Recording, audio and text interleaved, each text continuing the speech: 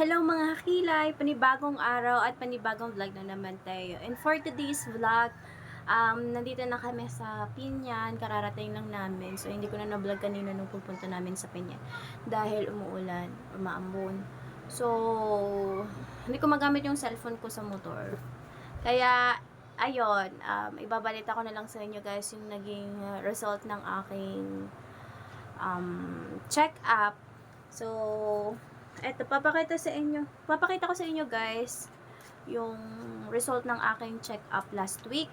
Bali, nagpa-check up ako last week, noong November. Hindi ko kasi ito na-vlog before. So, marami nagtatanong na mas maganda nga daw na magpakonsulta sa doktor para malaman talaga kung ano ba talaga yung dahilan. So, eto na nga yung result nung November 14, 2024. Nagpa-check up ako. Tapos, ito yung naging result.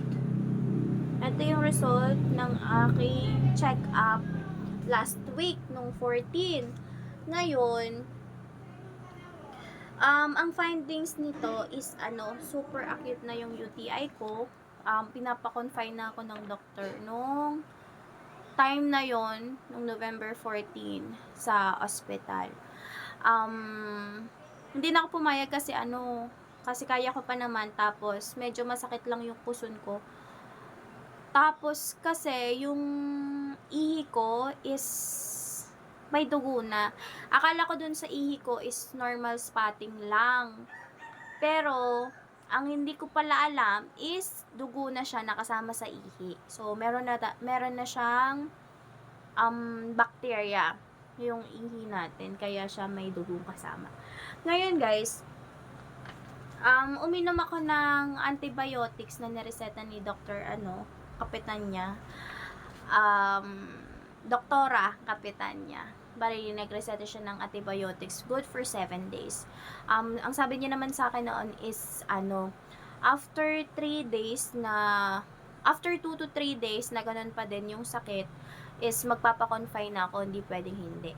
So, naman, thanks God naman, is hindi niya siya sumakit lalo. So, yun, natapos ko yung mga antibiotics na nireseta niya sa akin. So, kahapon lang kami nakabalik kasi nga, lagi silang close. Kasi merong mga meetings yung, OBGYNE. OBGYNE pala ang tamang pronunciation nun. Ang pronunciation ko kasi doon is OB-GYN. Bahala na, basta ayun, OB-GYN doktora. Si doktora kapitan niya. Ayan. Basta sobrang acute na daw, sobrang dumi na ng aking urine nung nakaraan. Tapos ngayon, November 24 na, 23, November 23 na pala. Sorry, rather. Ngayong November 23, nagpa-check up kami. Maaga kami umalis ni Kabugoy kaninang umaga. Mga alas 8 ata, yun. Basta mga 8. Tapos, pagdating namin doon, siguro pangatlo kami sa pila. Tapos, mga alas 10 pa dumating yung doctor. Tapos, ayun nga, pinaulit niya ulit yung aking urine exam, urine test. Yun. Pinulit niya sa akin yung urine test. So, ito na yung result. Charan!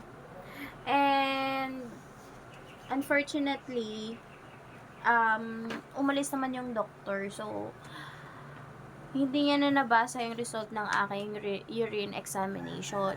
So, babalik na lang kami sa Lunes kasi ngayon is Saturday. Lunes na ulit yung kanyang working hours sa Dipolog Doctors Medical and Diagnostic Clinic. So, eto, yung result naman niya is puro negative na. Yung ating pH level is 6 na ulit. Yung specific gravity is 1.010. So, mukhang normal na naman to. And, ayun, puro few na. Yung bacteria dito, few na yung nakalagay. And, yun, guys. Thank you so much. Kahit hindi pa nababasa ng doktor to. Pero kasi nakalagay dito na rare, na ano na, moderate and rare. Moderate and rare. Hindi ko lang alam yung meaning ng mga nandito. Basta, hintayin na lang natin guys on Monday kung ano yung magiging result ng ating nito. Result ng ating test. Tapos, last time pala guys, nagpa-ano din ako, transvaginal ultrasound noong November 14 din yon. Kasi nga, para malaman din ng doktor daw kung meron akong something sa aking mattress. So, ito yung result niya. Ayan. Ito yung picture. Ayan yung picture ng ating ultrasound. Cervix and uterus. Ayan. Tapos, sa second page ay ito naman siya. Ito, kita dito yung endometrium, yung RT ovary, yung left ovary, right ovary. Tapos, ang nakalagay naman dito is uterus, normal in size, which with anteverted configuration, no definite focal lesions noted. So, ayun. Okay naman yung ating yung ating mattress, normal naman siya. Tapos, sa cervix, normal naman din. And sa ovaries naman, both are within normal limits in size. Ayun, guys. Puro normal naman yung ating uterus, cervix, and ovaries. Kaya walang problema sa ating mattress. And thanks God. Bali, ang naging transvaginal ultrasound dito is pumatak ng 1,300. Ano siya? Transvaginal ultrasound. Tapos, yung pag-ultrasound naman na whole abdomen, nasa 1,800. So, yung impression, normal naman. Intact naman yung endometrial stripe. Ayun, puro normal ultrasound of the ovaries naman. Thanks God, okay yung ating mattress. Akala ko kasi may something na sa mattress natin. And, ayun pala is UTI. UTI ang salarin. Almost 2 years na akong hindi nagkaka-UTI. Ngayon lang ulit ang naulit yung UTI kong ito. Kaya yun, kailangan na natin mag-ingat sa ating mga kinakain. Kasi, ang sarap kasi kumain ng bawal. Ay, napasarap kasi ang kain ko dito na. Kaya yun, umatake na ang UTIers. Ano ba ibig sabihin? Urinary tract infection. So, may infection na sa ating urinary tract. Yung daluyan ng ating ihi, kaya pala siya may dugo. So, yun mga kakilay, ang sarap na ng kwentuhan natin dito ngayon. At ngayon, ang weather forecast dito sa Mindanao is umuulan. Wala namang binabalita pa na magkakabagyo uli at wag naman sana kasi babiyahe na po kami sana sa Monday. November 25. Kaso nga lang po, kanina yung doktor namin is umalis, so hindi niya nabasa yung result ng aking urine test.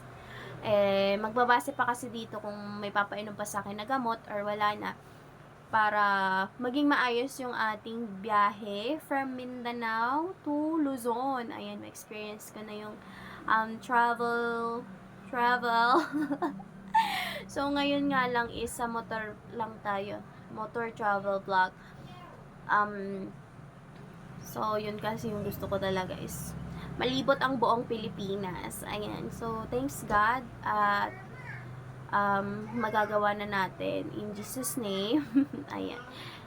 Pag-pray niyo na lang po kami na maging maayos yung biyahe namin pauwi sa aming bahay kasi miss na din namin si Baby Rich.